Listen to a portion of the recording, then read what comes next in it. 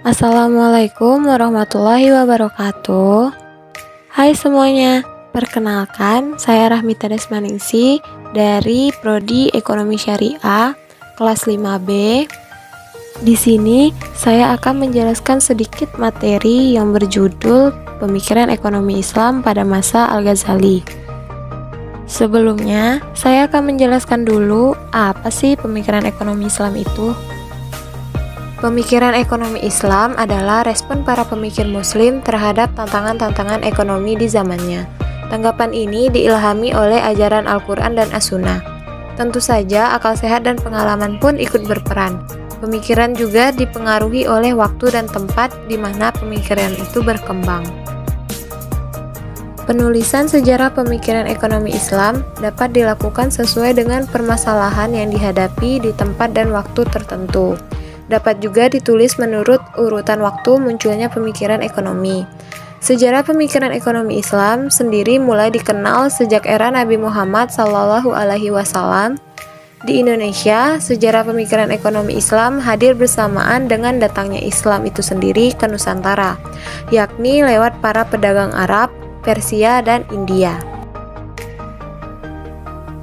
Nama lengkap Al-Ghazali adalah Abu Hamid Muhammad Ibnu Ahmad Al-Ghazali Al-Tusi. Lahir pada tahun 450 Hijriah di Ghazal, Tusi, Provinsi Khurasan, Iran. Orang tuanya adalah seorang pengrajin kain suf atau yang dibuat dari kulit domba, lalu dijual di kota Tusi serta gemar mempelajari tasawuf.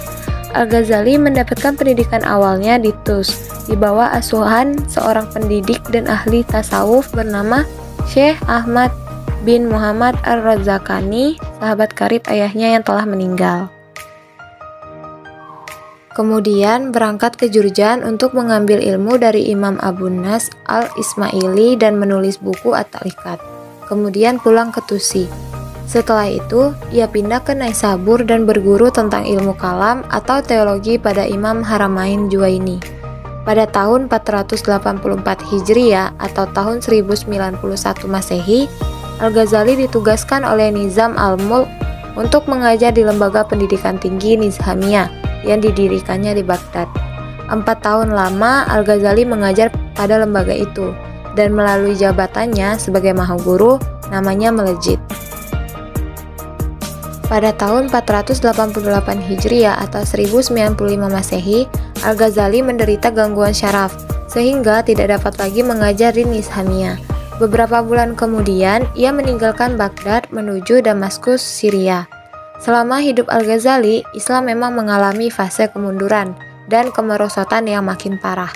Dalam bidang politiknya misalnya, kekuasaan khalifah hampir semata-mata terbatas pada bidang spiritual.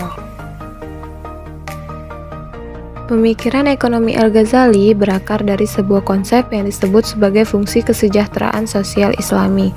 Seluruh karya Al-Ghazali memiliki konsep maslahat atau kesejahteraan sosial. Oleh karenanya, melakukan aktivitas ekonomi merupakan sebuah keharusan bagi setiap orang bila mereka menginginkan keselamatan baik di dunia maupun akhirat. Al-Ghazali mengidentifikasi 3 alasan mengapa seseorang harus melakukan aktivitas ekonomi, yaitu untuk mencapai kebutuhan hidup, mensejahterakan keluarga, dan untuk membantu orang lain yang membutuhkan.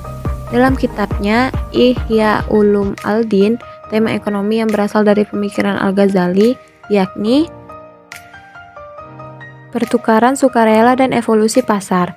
Menurut Al-Ghazali, pasar terbentuk karena kesulitan yang dihadapi saat transaksi dilakukan dengan menggunakan barter, sistem barter atau pertukaran barang, di mana tidak setiap orang dan setiap waktu mereka bersedia menukarkan barang yang dimilikinya dengan barang orang lain yang membutuhkan barangnya.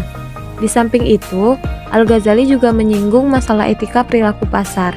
Ia melarang mengambil keuntungan dengan cara menimbun makanan dan barang-barang kebutuhan dasar lainnya. Aktivitas produksi. Menurut Al-Ghazali, dalam melakukan aktivitas produksi, perlu dilakukan kerjasama dan koordinasi, terutama jenis aktivitas yang sesuai dengan dasar-dasar etos Islam.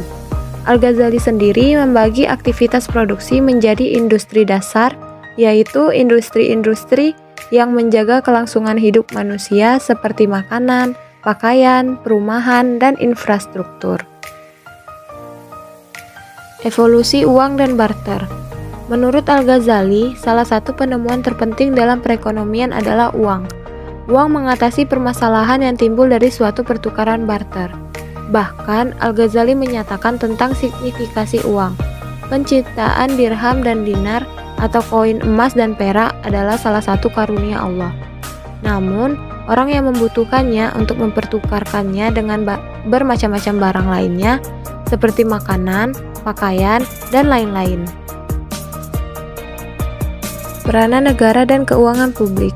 Menurut Al-Ghazali, negara adalah lembaga yang penting, tidak hanya bagi berjalannya aktivitas ekonomi dari suatu masyarakat dengan baik, tetapi juga untuk memenuhi kewajiban sosial.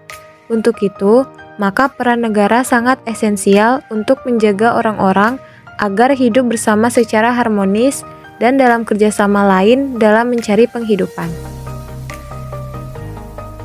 Kemajuan ekonomi melalui keadilan, kedamaian, dan stabilitas. Menurut Al-Ghazali, untuk meningkatkan kemakmuran ekonomi, negara harus menegakkan keadilan, kedamaian, keamanan, serta stabilitas. Menurut Al-Ghazali, negara harus bertanggung jawab dalam menciptakan kondisi yang layak untuk meningkatkan kemakmuran dan pembangunan ekonomi. Keuangan publik.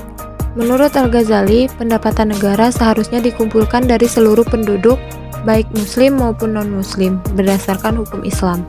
Menurut Al-Ghazali, hampir seluruh pendapatan yang ditarik para penguasa di zamannya melanggar hukum. Utang publik. Menurut Al-Ghazali, seseorang tidak dapat menafikan bolehnya penguasa untuk meminjam dari rakyat bila kebutuhan negara menuntutnya.